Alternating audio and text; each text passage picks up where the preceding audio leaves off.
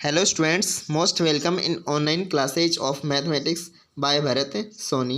First, subscribe my channel and press bell icon to get latest notifications of videos. Exercise 3.3 is running in at the standard now.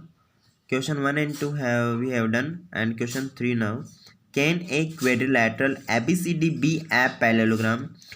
Can a quadrilateral ABCD be a parallelogram if first है इसमें angle D plus angle B equal 180 degree.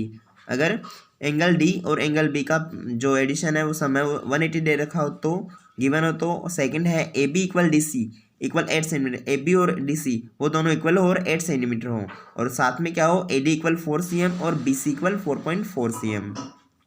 Third है angle A equal 70 and angle C equal 65। तो इन तीनों conditions में हमें क्या बताना है कि एक क्वाड्रिलेटरल वो पैरेललोग्राम हो सकता है क्या। तो फर्स्ट कंडीशन है हमारे पास angle D plus angle B equal 180 degree. Angle D and angle B are opposite angles and we know that in a parallelogram opposite angles are equal. ठीक है, तो it should be possible if angle D and angle B are equal on 90 degree हो। ठीक है, तो can be क्या हो सकता है ये parallelogram if angle D equal हो एंगल बी, अगर एंगल डी और एंगल बी इक्वल हो तो। अगर इक्वल नहीं है तो ये पॉसिबल नहीं है। सेकंड, ये टू ए बी और डी सी क्या है अपोजिट साइड्स है, ये इक्वल है, लेकिन ए डी और बी सी भी क्या है अपोजिट साइड्स ही है जो कि इक्वल नहीं है।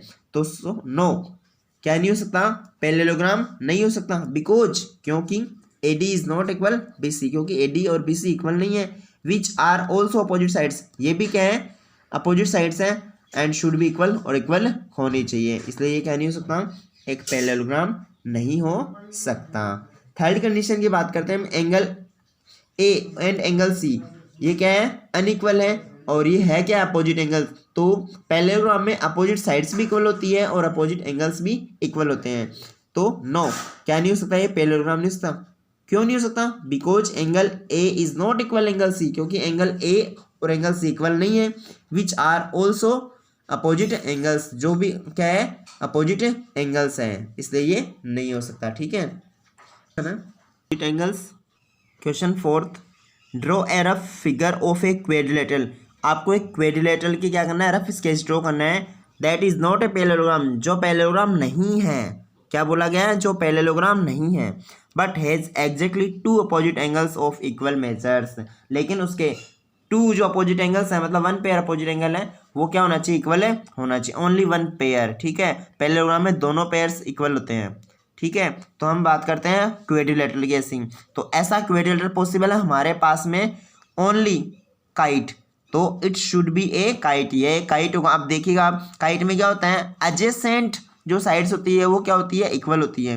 तो ये टू पेयर्स है जिसमें एक तो ये और एक ये क्या होता है इक्वल होता है। अब हमें ये पता है कि जो इक्वल साइड्स होती है वो क्या करती है इक्वल एंगल कंस्ट्रक्ट करती है। तो ये देखिएगा ये इक्वल साइड है तो ये इक्वल एंगल बनाएगी, और ये इक्वल है तो ये इक्वल बनाएगी, इसलिए ये वाला जो अपोजिट साइड का जो पेयर है वो क्या होगा इक्वल होगा, ये वाला नहीं होगा। तो क्या होगा इसका answer, it should B A kite, kite होगा, और हमने डायग्राम बना दिया, मतलब रफ स्केच ड्रॉ कर दिया है। नेक्स्ट क्वेश्चन है फिफ्थ। क्वेश्चन फिफ्थ है, the measures of two adjacent angles of a parallelogram are in the ratio 3:2. Find the measures of each of the angles of the parallelogram. हमें दे रखा है adjacent angles है ना to, उनका सम, ये ratio दे रखा है हमें 3:2, और पूछा क्या गया है each exterior ये each angles of parallelogram। तो in a parallelogram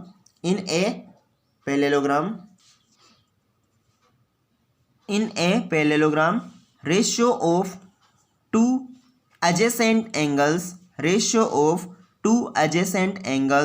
इक्वल है 3:2। ठीक है, लेट एंगल्स, तो एंगल्स क्या होंगे 3x एंड 2x।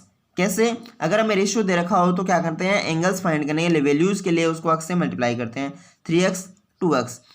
अब since adjacent angles are supplement, we know that adjacent angles are supplement, adjacent angles होते हैं वो क्या होते हैं सप्लीमेंट होते हैं किसमें पैरेललोग्राम में। तो adjacent angle में देखा 3x और 2x, तो 3x प्लस 2x सब मतलब 3x प्लस 2x इक्वल क्या होगा 180 डिग्री, और 3 और 2 होता है 5x इक्वल 180 डिग्री। तो x की वैल्यू क्या होगी 180 डिग्री अपॉन 5, और 180 डिग्री में अगर 5 का डिवाइड करते हैं तो क्या आता है 36 डिग्री। ठीक है, x की वैल्यू 36 डिग्री है, हमें तो एंगल्स फाइंड करने हैं। एंगल्स था 3x और 2x, तो 3x क्या होगा 3 इंटू एक्स, एक्स या 36, तो 3 इंटू 36 क्या होगा 108, और 2x इट मीन्स 2 इंटू 36, तो 2 इंटू 36 क्या होता है 72 degree. Opposite angles are equal, और अपोजिट एंगल्स क्या होते हैं इक्वल होते हैं। सो रिमेनिंग 2 एंगल्स होंगे ना, वो भी क्या होंगे 108 एंड 72 डिग्री होंगे। ठीक है, 4 एंगल्स होते हैं, इसमें 2 तो हो गया 108 और 72, और रिमेनिंग 2 एंगल वो भी क्या होंगे इक्वल होंगे 108 और 72, एक इसके इक्वल होगा और एक इसके इक्वल होगा, तो सेम वैल्यू आएगी। So each of angles of parallelogram are 108 72 degree, 108 degree and 72 degree. Okay, next question करते हैं हम।